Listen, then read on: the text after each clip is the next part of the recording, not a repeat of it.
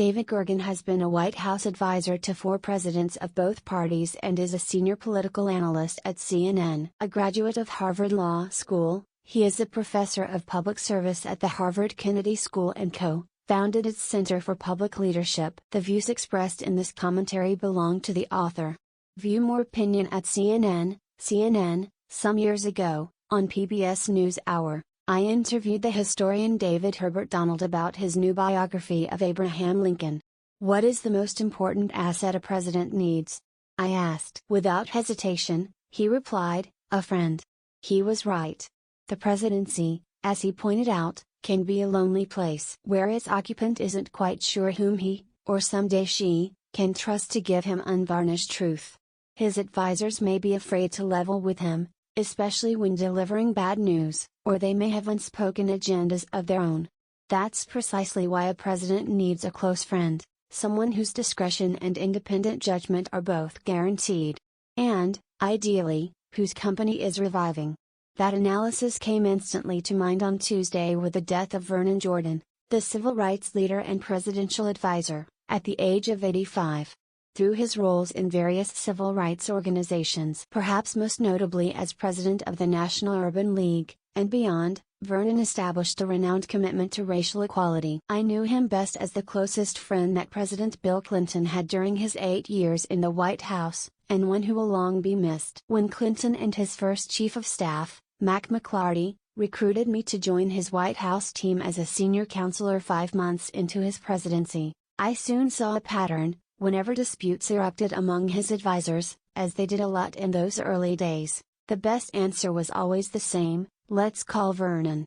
He was practicing law a few blocks away and could arrive in the Oval Office while arguments were still raging. Vernon's counsel was always wise and served the president, and those who worked for him, well.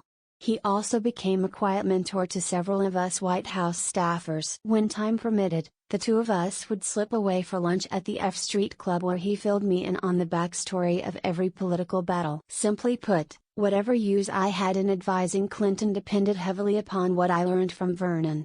Shortly after I arrived, Vernon and I, along with our wives, attended a large dinner at the home of Ben Bradlee, the executive editor of the Washington Post. There I saw another reason why Clinton valued him. Midway through the meal, a young staff member delivered the same note to each of us. A White House aide from Arkansas, Vincent Foster, had suddenly died. Immediately, Vernon and I drove together to the Foster home. The president was already there, consoling his widow. And Clinton himself was devastated. When Clinton left, he asked Vernon and I to join him at the White House. Hillary Clinton, at the time, was in Arkansas and joined in by phone.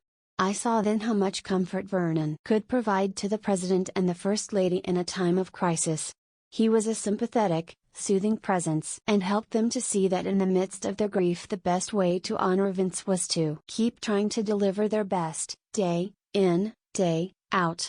Years later, after I left the White House, I could also see just how much Clinton might miss him when Vernon wasn't available. That became clear after the story broke about Clinton's relationship with Monica Lewinsky. No one in the world could have been better in giving sage advice at that moment than Vernon could. There was one big problem, however. The president's personal secretary had previously asked Vernon to find a job for Lewinsky, which he had done. With an investigation quickly starting up, lawyers advised both the president and Vernon that they shouldn't talk to each other.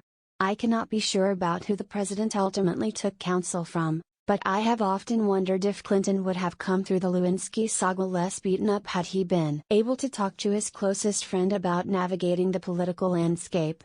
Indeed, Vernon Jordan was one of the most charismatic and savvy men I have ever met. He ranks right up there with Clark Clifford, Bob Strauss, Bryce Harlow and Lloyd Cutler in the quality of their counseling of recent chief executives. And, for Bill Clinton, he will always be a president's best friend.